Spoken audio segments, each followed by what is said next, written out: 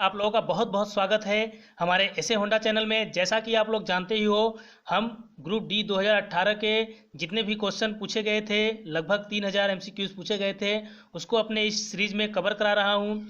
और इस सीरीज को देखते हुए आज ये पार्ट 5 है। इससे पहले मैं पार्ट 4 तक अपलोड कर चुका हूं। अगर उसको आपको देखना है तो डिस्क्रिप्शन में मैंने लिंक दिया हुआ है, वहां से जाके आप उसको देख सकते हो। और इसमें हम हर एक पार्ट में 50 एमसीक्यूज को कवर कर रहे हैं। तो ये पार्ट 5 है, इसमें भी हमने 50 एमसीक्यूज को कवर किया है। तो चलो देरी न करते हुए वीडियो को स्टार्ट करते हैं। पहला क्वेश्चन आपका है, तरंग का आयाम डैश होता है। इसका सही आंसर आपका हो जाएगा माध्य के कड़ों द्वारा माध्य स्थान के किसी भी तरफ की अधिकतम दूरी। चलिए बात कर लेते हैं, आवर्तकाल क्या होता है, आयाम क्या होता है, दोलन क्या होता है, आवृत्ति क्या होती है, इनके बारे में हम डिटेल से बात कर लेते हैं। आपका है आवर्त गति। आवर्त गति क्या होता है आपका, जैसे हो गया एक पथ है, ये यहाँ पे कोई पिंड है, ये अपनी गति को एक निश्चित पथ पर बार बार दोहरा रहा है, यही आपका है आवर्त गति। जैसे सूर्य के चारों ओर ग्रहों की गति।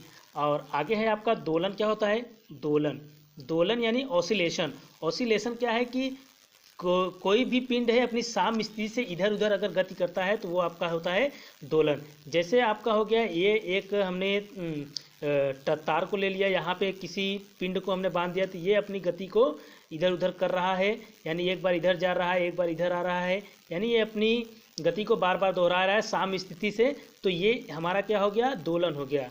कंपन भी इसको कहते हैं। अगला आगे है आपका आवर्तकाल। आवर्तकाल क्या होता है, आवर्तकाल आपका होता है, यानी ये जैसे आपका हो गया एक ये पिंड है, ये अपनी गति को इधर उधर अपना बार बार इधर उधर गति कर रहा है। तो एक बार आवर्तकाल क्या होता है, एक दोलन पूरा करने में लगा समय, ये क्या होता है, टाइम पीरियड होता है, आवर्तकाल होता है। यानी एक दोलन पूरा करने में इसको जितना समय लगता है, इसको जितना समय लगता है, टाइम लगता है, वही होता है आपका आवर्तकाल, यानी टाइम पीरियड वही होता है आपका। अगला है आवृत्ति यानी कि ये आपका है आवृत्ति यानी फ्रीक्वेंसी क्या होता है कि कंपन करने वाली वस्तु एक सेकेंड में जितना कंपन करती है वही होती है फ्रीक्वेंसी। जैसे आपका हो गया कि एक सेकेंड में कोई भी चीज़ है, अगर ये स्टील का अगर राड है तो इसको हम खींच के छोड़ दिए तो ये बार बार ऐसे करने लगे, यानी गति करने लगेगा, यानी कि ये एक सेकेंड में कितना कंपन कर रहा है, वही होता है आपका आवृत्ति यानी फ्रीक्वेंसी। तो आवर्तकाल और आवृत्ति में कुछ संबंध है। जैसे आपका हो गया ये आपका हो गया, जैसे T इक्वल टू हो जाएगा 1/n, यानी कि या फिर n इक्वल टू हो जाएगा 1/t। ये आवर्तकाल और आवृत्ति में ये संबंध है। तो फिर इसके बाद आगे है, जैसे आपका ये हो जाएगा, जैसे ये फिगर पे इसको दिखाया गया है ये पूरा। तो इसमें क्या होता है कि क्रस्ट है, जो एकदम ऊपरी वाला हिस्सा है, शीर्ष है, ये आपका ट्रफ है, यानी ये आपका क्या है, गर्त है। तो ये लगातार दो क्रस्ट के बीच की दूरी को क्या कहते हैं, वेवलेंथ यानी लेमडा बोलते हैं। इसको क्या कहते हैं, वेवलेंथ बोलते हैं। या फिर लगातार दो ट्रफ के बीच की दूरी को क्या बोलते हैं, वेवलेंथ यानी लेमडा। और ये अपनी साम स्थिति से जितना जो मैक्सिमम डिस्टेंस होगा वही होता है एम्पलीट्यूड। ये आपका क्या होता है, जैसे कि ये साम स्थिति से इसकी जितनी भी मैक्सिमम दूरी है, ये आपका क्या है, ये पूरा ये होता है एम्पलीट्यूड, यानी कि आपका होता है आयाम, इसको कहते हैं आयाम। और बाकी ये आपका एक पूरा ऑसिलेशन है, ये आपका दोलन है, एक दोलन में लगा समय, ये आपका क्या होता है, आवर्तकाल होता है। तो इसको ध्यान रखिए, ये आपके बहुत ही इंपॉर्टेंट है। अगला क्वेश्चन आपका है, ठोस के कणों के संदर्भ में निम्न में से क्या सही है। तो इसका सही आंसर आपका हो जाएगा, ये व्यवस्थित तरीके से विन्यासित होते हैं। इसका सही आंसर आपका हो जाएगा सी। उनमें उनके बीच बड़े अंतराल होते हैं, जबकि सॉलिड के बीच आपके जो कण होते हैं उनमें बड़े अंतराल नहीं होते, बहुत कम होते हैं, काफ़ी सटे हुए होते हैं ये। उनमें न्यूनतम आकर्षण होता है, न्यूनतम आकर्षण नहीं होता है, बहुत ही आकर्षण होता है इसमें। जो बहुत नज़दीक होते हैं तो इनमें आकर्षण भी बहुत होता है। चलिए अगले क्वेश्चन की तरफ चलते हैं। अगला क्वेश्चन आपका है, जानवरों के किस फाइलम संघ को आपका फ्लैट वार्म यानी चपटे कृमि, फ्लैट फार्म नहीं है आपका, ये फ्लैट वार्म है, चपटे कृमि, फीता कृमि भी कहते हैं। तो इसका सही आंसर आपका हो जाएगा प्लेटेहेल्मिन्थेस। इसको ये आपके ट्रिप्लोब्लास्टिक होते हैं, ट्रिप्लोब्लास्टिक होते हैं, यानी इसका जो शरीर होता है त्रिस्तरीय होता है। ये आपके बाइसेक्सुअल होते हैं, बाइसेक्सुअल होते हैं, यानी इनमें जो आपका मेल फीमेल दोनों प्रकार के कैरेक्टर पाए जाते हैं। और इनका जो आपका उत्सर्जन होता है ये फ्लैम आपके सेल द्वारा, फ्लैम सेल द्वारा इनमें उत्सर्जन होता है। इनके एग्जाम्पल आपके हो गए प्लेनेरिया हो गया, लीवर फल्यूक हो गया, लीवर फल्यूक, और आपके फीता कृमि है। और ये आपका पोरीफेरा क्या होता है, पोरीफेरा क्या होता है इसके बारे में भी देख लेते हैं। इस पोरीफेरा जो होता है इनमें क्या होते हैं, बहुत छोटे छोटे क्या होते हैं, असंख्य इसमें छिद्र होते हैं, यानी पोर होते हैं। तो उनको हम कहते हैं आस्ट्रिया, उनको क्या कहते हैं, आस्ट्रिया कहते हैं। और इसका एग्जाम्पल जैसे आपका है साइकन, मायोनिया और स्पंज। चलिए अगले क्वेश्चन की तरफ चलते हैं। अगला क्वेश्चन आपका है बल बटा द्रव्यमान, ये किसको इंडिकेट करता है, ये यानी त्वरण को, एक्सीलरेशन हो। चलिए अगले क्वेश्चन की तरफ चलते हैं। अगला क्वेश्चन आपका है डैश पेशियों को हड्डियों से जोड़ता है। इसका सही आंसर आपका हो जाएगा कांड्रा इसका सही आंसर हो जाएगा। इसको टेंडन कहते हैं, कांड्रा कहते हैं, पट्टा, सीरा, नस इसको कहते हैं। और बाकी स्नायु को आपको लिंगामेंट कहते हैं, लिंगामेंट ये बोन को बोन से कनेक्ट करता है। इसको अस्थि रज्जु भी कहते हैं, अस्थि बंधन भी कहते हैं, स्नायु भी बोलते हैं। चलिए अगले क्वेश्चन की तरफ चलते हैं। अगला क्वेश्चन आपका है निम्न में से क्या सही मिलान है। तो इसका सही आंसर आपका हो जाएगा प्रोपाइन। अगला क्वेश्चन है आपका विद्युत बल्ब का फिलामेंट आमतौर पर टंगस्टन का क्यों होता है। तो इसका सही आंसर हो जाएगा आपका इसकी उच्च प्रतिरोधकता तथा गलनांक के कारण। चलिए अगले क्वेश्चन की तरफ चलते हैं। अगला क्वेश्चन आपका है कि एक बस 400 न्यूटन के स्थित बल से चलती है। बस द्वारा किया गया कार्य 2000 जूल है। तो बस द्वारा तय की गई दूरी, तो फार्मूला होता है एक ही दिशा में चल रहा है तो W बराबर F इंटू यस हो जाएगा। ये पॉजिटिव में आपका F आपका यानी कि आपका जो बल दिया है न्यूटन में 4000 दिया है, 4000। अब विस्थापन आपका पूछ रहा है तो फिर आपका ये W यानी वर्क आपका दिया हुआ है 2000 जूल दिया हुआ है। तो 1 0 3 0 से ये कैंसिल हो जाएगा, तो 2 से 2 कैंसिल हो जाएगा, तो यस इक्वल टू हो जाएगा 1/2 हो जाएगा। तो इसको हम डिवाइड कर देंगे 0.5, इसका आंसर हो जाएगा आपका 0.5।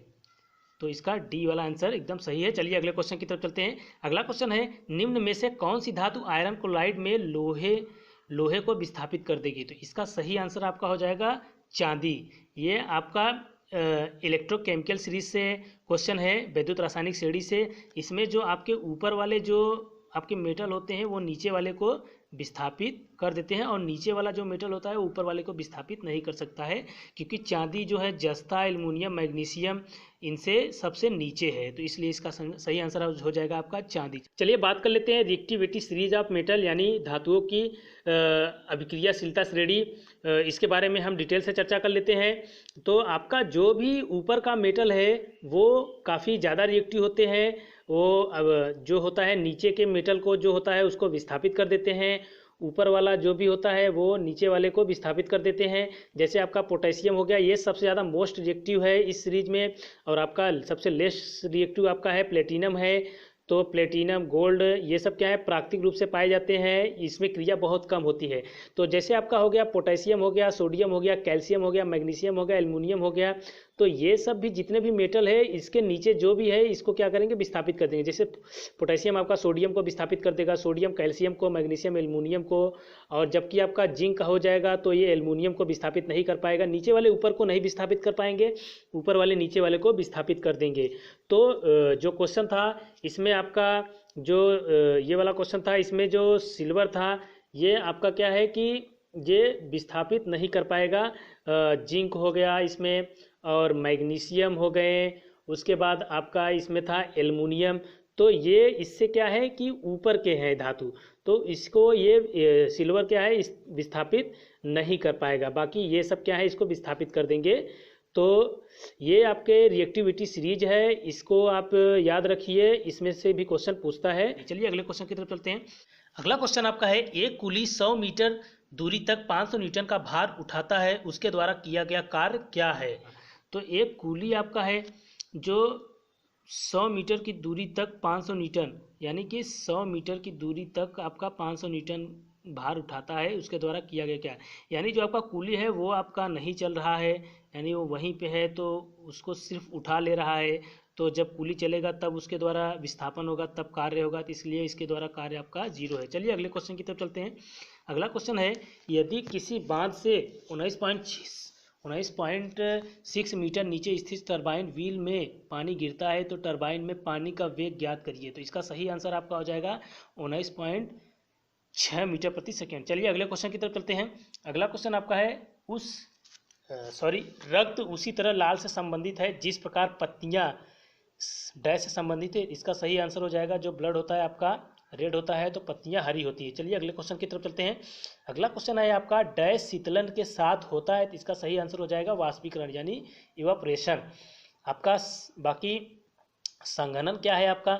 संघनन जो होता है आपका, जैसे किसी भी, जैसे पानी को ले लिए, इसको हम क्या करेंगे, बॉयल करेंगे, तो क्या होगा, वाष्प में चेंज हो जाएगा। अगर फिर उसको ठंडा करेंगे तो फिर क्या होगा, वो पानी में चेंज हो जाएगा। इसमें क्या, इससे हम संघनन से जो होता है रेत और नमक के मिश्रण को हम, इसमें जो है नमक के मिश्रण को हम ठंडा करके एकत्र कर लेते हैं, बाकी रेत जो है पानी में ही रह जाता है, तो इससे हम अलग करते हैं। संघनन आपका यही है। तो बाकी क्वेश्चन आपका बॉयलिंग आप जानते ही हो, ये आपका उबलना। चलिए अगले क्वेश्चन की तरफ चलते हैं। क्लेमिडोमोनास इनमें से किस किंगडम से संबंधित है। क्लेमाइडोमोनास इनमें से किस किंगडम से संबंधित है। तो इसका सही आंसर आपका हो जाएगा किंगडम प्रोटिस्टा से संबंधित है। तो इसके बारे में थोड़ा डिटेल से देख लेते हैं। चलिए बात कर लेते हैं आर.एस. विटकट के द्वारा दिया गया 5 किंगडम, और इसको डिटेल से देख लेते हैं कि ये आपका पहला है एनिमल्स और दूसरा प्लांट यानी पौधे, फंगी, कवक, मोनेरा और प्रोटिस्टा। तो एनिमल्स जो आपका है, इनमें जितने भी प्रकार के जीव जंतु आते हैं वो आपके एनिमल्स में हो गए। जितने भी जानवर हैं, इसमें मनुष्य भी आते हैं। जैसे ये आपका क्या है कि मल्टी सेलुलर है, यानी बहुकोशिकी है। ये आपका मल्टी सेलुलर है, यानी बहुकोशिकी है।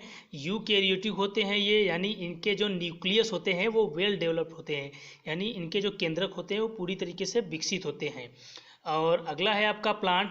ये जो प्लांट है आपका, ये प्लांट जो है, इसमें जितने भी प्रकार के पेड़ पौधे आते हैं वो सभी इसके अंतर्गत आते हैं। ये आपका होते हैं जो मल्टी सेलुलर होते हैं, और ये सनलाइट की प्रजेश में अपना भोजन को बनाते हैं, यानी प्रकाश संश्लेषण की क्रिया द्वारा ये अपने भोजन को बनाते हैं। जैसे शैवाल हो गया, जितने भी हरे भरे आपके पेड़ हो गए हैं वो सब। और अगला है आपका फंगी यानी कवक में जैसे आपका हो गया मशरूम, और कवक में आपके जैसे हो गए, इनमें जो पोषण होता है अवशोषण के द्वारा होता है। और ये क्या होते हैं, परजीवी होते हैं। जैसे कोई भी चीज़, जैसे आप रोटी को ले लीजिए, अगर रोटी हम रख देते हैं कई दिनों तक, तो उसमें क्या होता है कि उसमें कवक लग जाते हैं। तो ये क्या होते हैं, उससे अपना भोजन प्राप्त करते हैं। मृतक जीवी भी होते हैं, यानी मृतक पोषी भी होते हैं। जैसे कोई भी चीज़ मरा हुआ है, एनिमल्स हो गए मरे हुए हैं, तो उस पर ये जाके वहाँ से ये लोग क्या करते हैं, भोजन को प्राप्त करते हैं, यानी सड़े गले पदार्थों से भोजन को प्राप्त करते हैं। इनकी जो सेल वाल होती है, यानी इनकी जो कोशिका भित्ति होती है वो काइटिन की बनी होती है। अगला है मोनेरा। जितने भी प्रकार के जीवाणु आते हैं ये इसके अंतर्गत आते हैं। इसमें आता है साइनोबैक्टीरिया आता है। साइनोबैक्टीरिया क्या है, इसको बोलते हैं नीलहरी शैवाल। ये सनलाइट के प्रेजेंस में अपना भोजन बनाता है। इसके अंतर्गत आते हैं, जैसे इसमें आता है आर्की बैक्टीरिया जो है आपका, आर्की बैक्टीरिया, ये इसमें भी तीन तरह के हैं। जैसे एक आपका हो गया मैथोनोजन जो होता है वो मेथेन गैस को प्रोड्यूस करता है, यानी मेथेन गैस का निर्माण करता है। एक आपका है हैलोफिल्स आपका होता है, ये क्या होते हैं कि मरीन वाटर में पाए जाते हैं, खारे पानी में। और आपका थर्मो एसिडोफिल्स जो है आपका, ये बहुत ज़्यादा टेम्परेचर में भी सर्वाइव कर सकते हैं, लगभग 80 डिग्री सेल्सियस तक भी ये सर्वाइव कर सकते हैं। तो ये भी टेबल को याद रखिएगा। ये आर.एच. विक्टर द्वारा दिए गए 5 किंगडम हैं, इनसे भी क्वेश्चन पूछता है। चलिए आगे चलिए अगले क्वेश्चन की तरफ चलते हैं। अगला क्वेश्चन आपका है जिप्सम का रासायनिक सूत्र क्या है? तो इसका सही आंसर आपका हो जाएगा CaSO4 × 2H2 है, यानी कि इसमें 2 भाग जो है क्या है आपका वाटर है, और यही आपका CaSO4 × हाफ H2O कर देंगे तो ये आपका प्लास्टर ऑफ पेरिस हो जाएगा। अगला क्वेश्चन है तरल पदार्थ में प्रवाहकत्व कब शुरू होता है? तो इसका सही आंसर आपका हो जाएगा जब ये देसी नहीं है, ये गलत है, ये आपका जब धनात्मक और ये आपका ऋणात्मक है, ये आपका ऋणात्मक प्रभाव की गति मौजूद होती है। तो इसका सही आंसर आपका हो जाएगा सी। चलिए अगले क्वेश्चन की तरफ चलते हैं। अगला क्वेश्चन है दर्पण समीकरण के संबंध में निम्न में से कौन सा कथन सही है? तो इसका सही आंसर आपका हो जाएगा सभी दूरियों को ध्रुव से मापा जाता है। तो चलिए अगले क्वेश्चन की तरफ चलते हैं। अगला क्वेश्चन आपका है निम्न में से क्या एक वस्तु पर लागू असंतुलित बल का प्रभाव नहीं है? तो इसका सही आंसर आपका हो जाएगा वस्तु की गति में परिवर्तन का कारण नहीं बनता है, यानी कि असंतुलित बल से ही वस्तु में किसी भी प्रकार की गति होती है। तो ये आपका निगेटिव वर्क था, इसलिए ये आपका गलत है। चलिए अगले क्वेश्चन की तरफ चलते हैं। अगला क्वेश्चन आपका है डैश में वृद्धि के साथ एक ठोस द्वारा डाले गए दबाव में कमी आती है। तो इसका सही आंसर हो जाएगा आपका क्षेत्रफल एरिया। चलिए अगले क्वेश्चन की तरफ चलते हैं। अगला क्वेश्चन है प्रतिध्वनि सुनाई देने के लिए स्रोत और परावर्तक के बीच लगभग डैश की दूरी होनी चाहिए। तो इसका सही आंसर हो जाएगा 17 मीटर, यानी 17.2 मीटर लगभग होना चाहिए। और समय में अगर पूछे टाइम में तो 0.1 सेकेंड का समय लगना चाहिए। अगर इतने समय में अगर उसको सुनाई दे रहा है तो प्रतिध्वनि आपका सुनाई देगा, वरना नहीं सुनाई देगा। चलिए अगले क्वेश्चन की तरफ चलते हैं। अगला क्वेश्चन आपका है अभिसरण का बिंदु या वह बिंदु जिससे लेंस में किरणें उत्पन्न होती है प्रतीत होती है उसे क्या कहते हैं? इसका सही आंसर आपका हो जाएगा उसको कहते हैं आपका फोकस। इसका सही आंसर आपका हो जाएगा फोकस। चलिए अगले क्वेश्चन की तरफ चलते हैं। अगला क्वेश्चन आपका है किसी पदार्थ की प्रतिरोधकता के मान में इसकी चालकता निर्धारित होती है, निम्न प्रतिरोधकता वाली वस्तुएं हैं। तो इसका सही आंसर आपका हो जाएगा सुचालक की भांति व्यवहार करता है। चलिए अगले क्वेश्चन की तरफ चलते हैं। अगला क्वेश्चन आपका है उपयुक्त उत्तरों के साथ नीचे दिए गए वाक्यों को पूरा करें। तो इसका सही आंसर आपका हो जाएगा इसमें पदार्थ की अवस्थाएं जो होती है अस्थायी होती है, यानी पदार्थ की अवस्थाएं अस्थायी होती है। पदार्थ की, ये गलत है टाइपिंग हुआ है, पदार्थ यानी पदार्थ की अवस्थाएं जो है परिवर्तित की जा सकती है तापमान और दाब में परिवर्तन करके। तो इसका सही आंसर आपका हो जाएगा बी। चलिए अगले क्वेश्चन की तरफ चलते हैं। अगला क्वेश्चन है 2 मीटर लंबाई की एक समान चेन टेबल पर ऐसी रखी गई है कि उसकी लंबाई 60 सेमी टेबल के कोने से मुक्त रूप से लटकता है। चेन का कुल द्रव्यमान 4 किलोग्राम पर टेबल पर पूरी चेन को खींचने हेतु किया गया कार्य है। तो इसका सही आंसर आपका हो जाएगा 3.6 जूल। चलिए अगले क्वेश्चन की तरफ चलते हैं। अगला क्वेश्चन आपका है उस पद का चयन करें जो तीसरे शब्द से ठीक उसी तरह संबंधित है जिस प्रकार दूसरे पद से संबंधित है। जैसे आयरन आपका हो गया, आयरन हेमेटाइट, और आपका एल्युमिनियम का अयस्क आपका बॉक्साइड है। चलिए अगले क्वेश्चन की तरफ चलते हैं। अगला क्वेश्चन आपका है किस तत्व में इसके बाह्यतम कोष में 2 इलेक्ट्रॉन होते हैं? तो इसका सही आंसर आपका हो जाएगा कैल्शियम। तो कैल्शियम इसका सही आंसर आपका हो जाएगा। अगला क्वेश्चन आपका है सोडियम बाइकार्बोनेट के साथ हाइड्रोक्लोरिक एसिड मिश्रित होने पर निम्न में से कौन सी गैस निकलती है? तो इसका सही आंसर हो जाएगा आपका कार्बन डाइऑक्साइड। यानी कि आपका जो मेटल होता है उससे कार्बोनेट या बाइकार्बोनेट, जो मेटल के कार्बोनेट और बाइकार्बोनेट जब आपके एसिड से यानी अम्ल से क्रिया करते हैं तो उसमें हमेशा क्या होता है कार्बन डाइऑक्साइड गैस निकलती है। चलिए अगले क्वेश्चन की तरफ चलते हैं। अगला क्वेश्चन आपका है फेरस सल्फेट क्रिस्टल के अणु में जल के कितने अणु हैं? तो इसका सही आंसर हो जाएगा जल के इसमें क्या है 7 अणु मौजूद है, यानी FeSO4 × 7H2O। इसको कहते हैं हरा कशिश या ग्रीन विट्रियोल कहते हैं। बाकी CuSO4 × 5H2O इसको नीला तोता भी कहते हैं, यानी इसको ब्लू विट्रियोल भी कहते हैं। और बाकी आपका ZnSO4 है, इसको उजला थोथा कहते हैं। चलिए अगले क्वेश्चन की तरफ चलते हैं। अगला क्वेश्चन आपका है एसिटिक एसिड के 1 मोल में ऑक्सीजन के डैश परमाणु मौजूद है, तो इसका सही आंसर आपका हो जाएगा 2।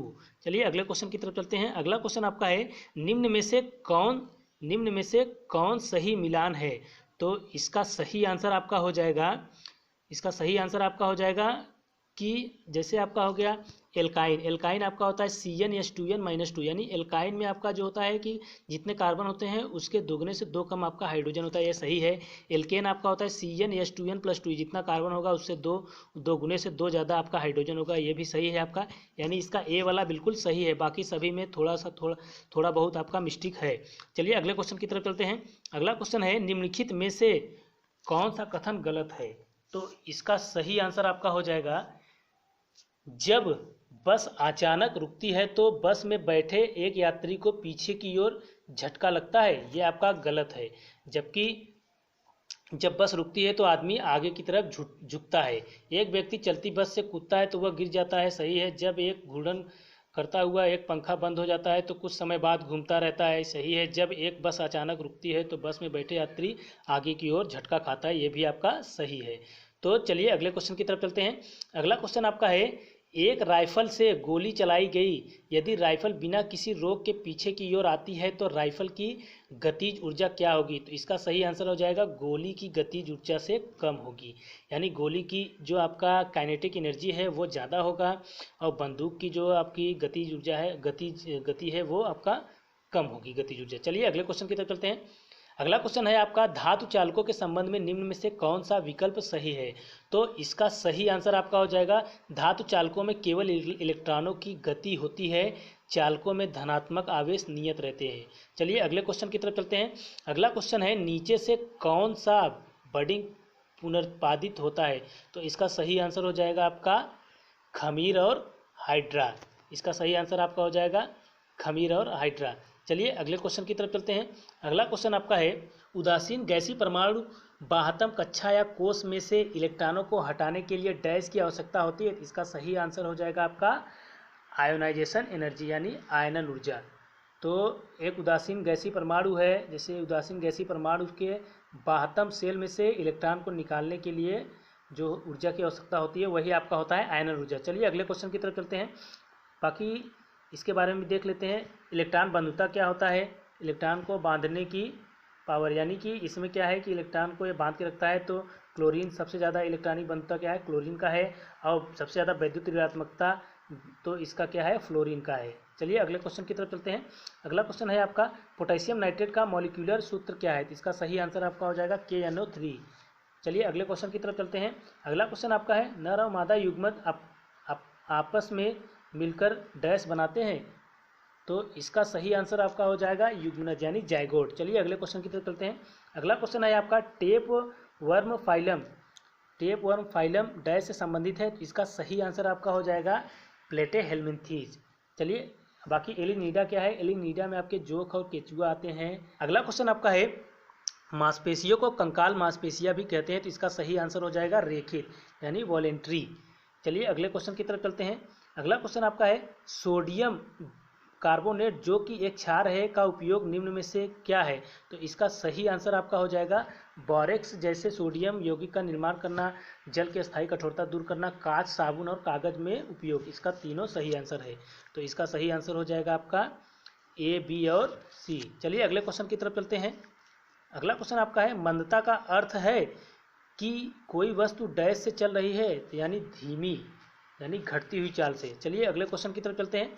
अगला क्वेश्चन आपका है अस्थि कोशिकाएं एक दृढ़ आव्यूह में अतः स्थापित होती है जो डैश से बना होता है, इसका सही आंसर हो जाएगा कैल्शियम फास्फोरस से। चलिए अगले क्वेश्चन की तरफ चलते हैं। अगला क्वेश्चन है यदि कोई लड़का गैस से भरा गुब्बारा छोड़ता है जो ऊपर जाता है तो स्थितिज ऊर्जा होगी, तो ऊपर जाने पर स्थितिज ऊर्जा क्या होती है, बढ़ती है। चलिए अगले क्वेश्चन की तरफ चलते हैं। अगला क्वेश्चन आपका है आयनिक ऊर्जा की इकाई क्या है, इसका सही आंसर हो जाएगा आपका सी वाला एकदम सही है, किलो जूल प्रति आपका मोल हो जाएगा, यानी इसका सी वाला आंसर सही है। चलिए अगले क्वेश्चन की ओर चलते हैं। अगला क्वेश्चन है अरेखित पेशियां डैश होती है, तो इसका सही आंसर हो जाएगा अरेखित पेशियां आपका एक कोश की होती है, यानी। चलिए बात कर लेते हैं रेखित पेशियां क्या होती है, वॉलेंट्री मसल्स क्या होते हैं, इसको ऐच्छिक पेशियां भी कहते हैं। जैसे आपका हो गया रेखित रेखित पेशियाँ। रेखित पेशियाँ को बोलते हैं voluntary muscle, voluntary muscles. Voluntary muscles क्या होते हैं? इसको ऐच्छिक पेशियाँ भी बोलते हैं, जो भी हमारी इच्छा के अनुसार वर्क करती हैं। जैसे हमारा हाथ हो गया, पैर हो गया, इसका हिलाना, और जो भी हमारे अंडर में जो भी काम है जो हमने अपनी इच्छा के अनुसार कर सकते हैं, वो हमारा है रेखित पेशियाँ। इसे ऐच्छिक पेशियाँ भी कहते हैं। और ये मल्टी न्यूक्लियस होते हैं, यानी कि ये इसमें बहुकेंद्रकी होते हैं। अनेक केंद्रक पाए जाते हैं। ये मल्टी सेलुलर होते हैं, बहुकोशिकीय होते हैं। और अगला है आपका इनवॉलेंट्री मसल्स, यानी अरेखित पेशियाँ। अरेखित पेशियाँ क्या है? Involuntary muscles. इनवॉलेंट्री मसल्स आपके हैं अरेखित पेशियाँ। ये इसको कहते हैं अनैच्छिक पेशियाँ भी कहते हैं, जो हमारी इच्छा के अनुसार हम इसको नहीं कर सकते हैं। जितने भी एक्टिविटीज़ हैं, जो भी काम है जो हमारी इच्छा के अनुसार नहीं होते हैं, वो हमारा क्या है? अनैच्छिक पेशी है, यानी अरेखित पेशियाँ इनवॉलेंट्री मसल्स हैं। इसमें धारी नहीं पाई जाती है, इसीलिए इसको कहते हैं अरेखित, यानी कोई भी रेखा नहीं पाया जाता है। जबकि वॉलेंट्री मसल्स यानी रेखित पेशियाँ में जो है कि रेखा धारी पाई जाती है, इसलिए इसे रेखित पेशियाँ कहते हैं। और ये आपका होता है कि यूनिसेलुलर होता है, यानी एक कोशिकीय होते हैं। ये अरेखित पेशियाँ एक कोशिकीय होते हैं। चलिए अगले क्वेश्चन की तरफ चलते हैं। अगला क्वेश्चन आपका है, सही विकल्प का चयन करें जो क्रमशः कथन ए और बी के उत्तर को दर्शाता है। तो इसका सही आंसर आपका हो जाएगा, जो नमक के सूत्र इकाई में उपस्थित जल अणुओं की नियत संख्या कितनी होती है। तो इस जल के जो इसमें होते हैं भाग जो होते हैं 5 होता है, और ये क्या होते हैं? क्रिस्टली होते हैं। चलिए अगले क्वेश्चन की तरफ चलते हैं। अगला क्वेश्चन आपका है, 60 किलोग्राम बारूद में 27 किलोग्राम सोरा, 5.4 किलोग्राम चारकोल और सल्फर की कुछ मात्रा है। सल्फर की प्रतिशतता ज्ञात करें। तो इसका सही आंसर हो जाएगा 10%। चलिए अगले क्वेश्चन की तरफ चलते हैं। अगला क्वेश्चन आपका है, 1 किलोवाट घंटा का एक पंप 1 मिनट में पानी की कितनी मात्रा को 10 मीटर की ऊंचाई तक पहुंचा सकता है। तो इसका सही आंसर आपका हो जाएगा 6000 किलोग्राम। चलिए अगले क्वेश्चन की तरफ चलते हैं। अगला क्वेश्चन है, लौह सामग्री का विद्युत लेपन करने के लिए निम्न में से कौन सी धातु का उपयोग करते हैं। यानी कि जो आपका इसका कोटिंग करने के लिए किसका उपयोग करते हैं। तो इसका सही आंसर हो जाएगा जिंक, यानी आपका गैल्वेनाइजिंग के लिए। चलिए अगले क्वेश्चन की तरफ चलते हैं। अगला क्वेश्चन है आपका, डैश उत्तर पौधों में भोजन कहाँ परिवर्तित करता है। ये उत्तर नहीं है, ये ऊतक है। इसका सही आंसर आपका हो जाएगा फ्लोएम।